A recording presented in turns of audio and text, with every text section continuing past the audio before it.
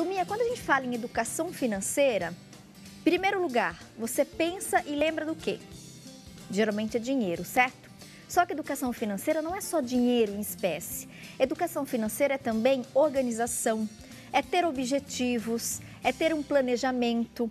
Quando a gente fala em educação financeira, outros assuntos também fazem parte desse mundo. Por exemplo, investimentos, financiamento, aposentadoria. E às vezes a gente tem tanta dúvida sobre todos esses nomes, esses dados, tudo que envolve. Por isso, durante o mês de janeiro, todas as segundas-feiras, teremos aula de educação financeira no programa Mulher.com. E nada melhor começar a nossa série especial falando para as crianças. Atenção, mamães, papais, titias, vovós. Criançada está em casa? Reúne todo mundo agora, grita, chama todo mundo para a frente da TV, que teremos dicas muito interessantes. Mais uma vez conosco, o professor Borô, ele que é da PUC Campinas, professor Eli Borochovicius. É isso aí. Seja muito bem-vindo, viu, Muito professor obrigado. Borô? Prazer tê-lo aqui. Que bom que deu certo da gente fazer essa série especial. É verdade. Começando hoje, já com as criancinhas, e aí nos próximos episódios, a gente trabalha um pouco a questão de investimento, financiamento, como cuidar do negócio e por aí vai. Perfeito. Falando então para as crianças, ou mesmo para aquelas pessoas que são leigas, quando a gente fala em educação financeira, nesse mundo financeiro. Eu vi que você hoje trouxe vários apetrechos. Você quer começar por qual deles, professor Borô? Olha, esse material todo que eu trouxe faz parte do trabalho que a gente desenvolve com as crianças em educação financeira. Dá para a gente começar a trabalhar...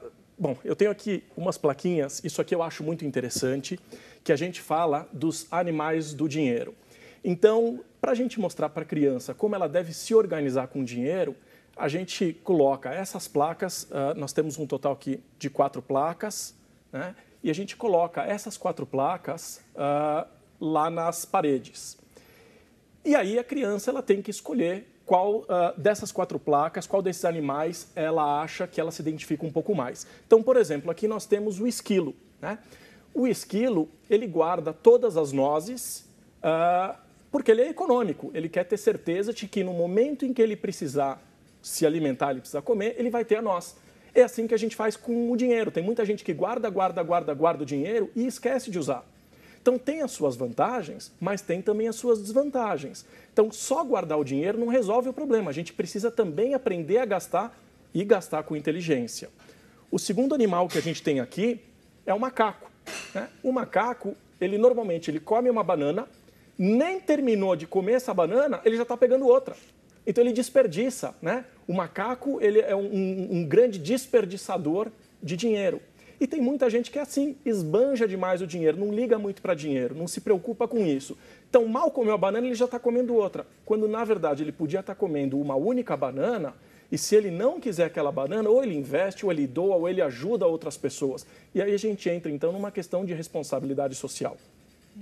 Nós temos aqui o terceiro animal, que é a Olívia, que é um avestruz. O avestruz, ele enfia a cabeça na terra, Ele se esconde das coisas. Tem muita gente que não quer ouvir falar de dinheiro, não gosta de falar do dinheiro. Agora, o dinheiro ele é importante, ele faz parte do nosso dia a dia. Quais são as coisas boas de você não precisar lidar com o dinheiro? Você esquenta a cabeça. Agora, tem muitas desvantagens, porque eu sou obrigado a confiar em alguém que cuide desse dinheiro para mim. E o quarto animal que a gente coloca na parede é a gata, que a gente chama de o monge do dinheiro, porque a gata, ela acha que ela está acima de qualquer coisa. Então, ela esquece o dinheiro na gaveta, ela não se preocupa com o pagamento, não está nem aí. E tem muita gente com esse tipo de personalidade. Também tem as suas vantagens e as suas desvantagens. Então, a gente coloca as crianças, elas escolhem qual é o animal que ela acredita, que ela se identifica um pouco melhor em relação ao uso do dinheiro. E aí a gente mostra que, além desses 4 animais, tem um quinto animal, e esse quinto animal, normalmente, a gente deixa sempre escondido atrás do professor, que é a águia, que é o sábio investidor, que a gente chama ele de rico, E a gente mostra que todas as crianças, elas podem modificar o seu sistema cultural de cuidar do dinheiro. Se for esbanjador, começa a guardar um pouco mais. Se for muito econômico, aprende a administrar um pouco melhor para usar esse dinheiro. Então, essas crianças, elas têm que aprender a deixar de ser esses animais que têm, óbvio, suas vantagens e suas desvantagens, para ser um sábio investidor, para ser como a águia, que a gente mostra aqui, que consegue ter um equilíbrio entre esses 4 animais. E aí você nem esbanja demais, nem guarda demais, não se esconde totalmente e também não acha que dinheiro não é uma coisa tão importante. Muito interessante. E que bom seria, não, professor Borô, se desde aquela educação mesmo, né, infantil, as crianças pudessem receber essa orientação específica na sala de aula, rede municipal, rede estadual, rede particular. A gente vê hoje algumas iniciativas, infelizmente ainda não é o suficiente. Que bom que o senhor está aqui, viu, com a gente, para esclarecer, inclusive, a turminha e os pequenos que estão em casa nos acompanhando, mas também muitos adultos, porque talvez eles também se identifiquem, né, com esses bichos, sem com esses dúvida animais nenhuma. que você trouxe para a gente. Então é importante a gente ficar atento e prestar atenção nessas nossas entrevistas, sempre às segundas-feiras, Educação Financeira no mês de janeiro no Mulher.com. Eu estou vendo ali casinhas, gravatas e aquilo tudo ali. Bom, a gente mostra a importância que tem do investimento, né? Então, a criança, quando ela chega no programa, a gente costuma sempre fazer uma festinha e eles recebem o dinheiro, é o dia do recebimento, o momento em que eles têm que guardar o dinheiro e começar a trabalhar a parte do planejamento financeiro e o seu planejamento orçamentário. Então, eles vão anotar o que eles receberam, né? E a partir daí, eles começam obrigatoriamente a gastar o dinheiro dentro de um trabalho que a gente desenvolve. Feito isso, a gente começa a mostrar para essa criança a importância que ela tem de investir. E um dos investimentos que a gente fala é o investimento em ações. Então, por exemplo, nós temos aqui o óculos do dinheiro, né? E aí a gente faz uma brincadeira do que a gente chama de renda passiva, renda ativa, onde a criança aprende que não adianta ela ganhar dinheiro só trabalhando. Esse é um tipo de renda. O outro tipo de renda, ele é proveniente dos investimentos. Então, a gente coloca, por exemplo, esses óculos em algumas crianças e a gente deixa uma só criança com os pés amarrados e ele tem que correr atrás do dinheiro. E, obviamente, a gente vive assim, né? Na verdade, a gente fica com as mãos, né, amarradas, a gente fica correndo atrás do dinheiro o tempo inteiro e a gente esquece de viver. Então, a gente mostra isso para a criança, como é difícil correr atrás do dinheiro. E no momento que ele consegue pegar uma criança com um óculos, a gente mostra que esse óculos ele pode ou investir ou gastar. Se ele gastar, ele coloca o óculos e vai usando o óculos e continua indo atrás do dinheiro com os pés amarrados. Se ele quiser investir, ele pode pedir para que essa criança que não está com os pés amarrados, que está usando esse óculos, corra atrás de outro dinheiro. É óbvio que fica muito mais fácil eu conseguir mais dinheiro com esse dinheiro que não está com os pés amarrados. E a gente vai pedir mostrando para uma outra criança correr atrás do dinheiro para mim. Exatamente. E chega num momento em que é muito mais fácil, ele percebe que é muito mais fácil essas outras crianças correrem atrás. Até o momento em que ele percebe que ele não precisa mais correr atrás do dinheiro. Aí é hora da gente trocar o óculos e aí sim ele vai usar o óculos de sol. Então ele usa o óculos de sol, ele pode descansar, porque tem um monte de dinheiro correndo atrás do dinheiro. Então é um momento divertido das crianças, onde elas aprendem que investir não é uma coisa tão complicada. Agora, se a gente continuar com o pé e dar retorno, se a gente ficar com o pé amarrado o tempo inteiro, a gente vai ter cada vez mais dificuldade de fazer uma renda. Adorei. E é importante, inclusive, para quem nos acompanha, né, professor Borô? Muitas pessoas têm, de fato, esse medo, né? Mas, Tati, quando a gente fala em investimento, quais são esses investimentos? Quanto investir? Porque às vezes a pessoa fala assim, mas eu tenho tão pouquinho, de repente, na poupança, que geralmente as pessoas deixam na poupança, mas será que não vale a pena, né? E um investimento? Nós vamos falar também, durante essa nossa série especial às segundas-feiras, sobre essas opções de investimento que a gente tem. De repente, você que quer, de fato, né, conseguir uma renda maior através do investimento. E você que tem qualquer dúvida, vai mandando sua pergunta, porque no decorrer aí dessas entrevistas, a gente vai esclarecendo também as suas dúvidas. Algo me chamou a atenção aqui, eu estou vendo um joguinho de cartas na mesa.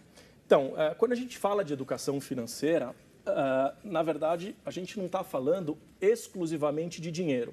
Então, a gente está falando de responsabilidade, a gente está falando de organização. E as crianças que têm educação financeira, elas aprendem a se organizar, aprendem a organizar o seu espaço. E a consequência disso é que nas outras matérias, isso a gente já tem como resposta de algumas escolas que a gente trabalha, elas começam a melhorar. Por quê? Porque como ela aprendeu a organizar a linha de pensamento, como ela aprendeu a se organizar espaço de trabalho, de estudo, ela começa a ir melhor, né, ter um melhor desempenho nas outras disciplinas. Então, esse jogo de baralho é um jogo de baralho infantil, né? E a gente normalmente entrega esse jogo de baralho para as crianças e aí o professor ele vai falar uma carta qualquer. Por exemplo, um as de espadas. Dependendo do grau da criança, ela não entende, né, o que é um as de espadas, então a gente pega alguma figura, por exemplo, do Pato Donald, então fica mais fácil, né, para a criança conseguir entender, isso depende da idade dela. E aí as crianças elas ficam procurando no baralho e demora demais para fazer isso. Então a gente aprende ela a se organizar. Você pode se organizar por naipe, você pode se organizar por cores, você pode se organizar por números pares ou números ímpares. E aí, quando eu disser qual é a carta, é muito mais simples no momento que eu identifico o monte daquilo que eu escolhi, da forma como eu resolvi me organizar, é muito mais fácil de eu encontrar a carta. E a gente percebe que, às vezes, uma criança que demora de 2 a 3 minutos para encontrar uma carta no meio desse maço, ela passa a levar, em média, 10 a 30 segundos para encontrar a carta. Então, a gente mostra a importância que tem de você se organizar para conseguir encontrar as coisas com maior efetividade, com mais qualidade, inclusive. Então, a gente vai dando dicas para as crianças para que elas entendam a realidade, né, e a importância que tem dessa organização. Que vale, inclusive, para muitos adultos, né? Como a gente disse aqui dos exemplos que você citou dos animais. É importante a gente também aprender a se organizar. Infelizmente, são tantas famílias, né, que estão com as contas aí numa desordem total, estão passando por dificuldades financeiras e, às vezes, de repente, faltou mesmo, né? Essa organização, esse planejamento. E é isso que a gente quer ajudar o nosso público, a começar o ano novo bem, com as contas, né? Fazer as pazes aí com os cartões de crédito, com os talões de cheque, e a gente espera de fato ajudar vocês. Uma última dica para a gente finalizar essa primeira aula de educação financeira. Professor Borô, qual seria mais uma orientação, mais uma dica? As pessoas, como a gente falou agora de organização, falou um pouco de investimento, a gente falou um pouquinho das características e perfis das pessoas, o que eu percebo é que as pessoas têm mania de confiar na cabeça e de guardar as informações, elas acreditam que elas conseguem absorver todas as informações e se organizar mentalmente. E isso não é uma verdade. Então, quando a gente separa aqui o baralho, eu consigo visualizar aquela separação que eu fiz mentalmente. Então, para aquelas pessoas que querem se organizar financeiramente, não confiem exclusivamente na sua capacidade de pensar. É importante anotar. Põe no papel. Eu preciso visualizar aquela minha organização para que a partir daí eu possa então fazer o meu orçamento doméstico. Então primeira lição, a maioria dos especialistas em finanças começam falando da importância que tem de se organizar, mas as pessoas não praticam, não vão para a ação. Então, recomendação, vai trabalhar um orçamento, a primeira coisa, anota no papel, é importante visualizar. Excelente dica para a gente finalizar o bate-papo de hoje. E na próxima segunda-feira, o professor Borô retorna ao programa. Sugestões, dúvidas, vocês podem encaminhar aí pelas redes sociais do programa Mulher.com e também podem mandar e-mail para o nosso convidado, borô@puc-campinas.edu.br. Professor Borô, um prazer tê-lo conosco nesse comecinho de ano, comecinho de semana, e até a próxima segunda-feira com mais dicas de educação financeira. Muito obrigado e um feliz 2015 para todo mundo, com bastante dinheiro, bastante saúde. Amém!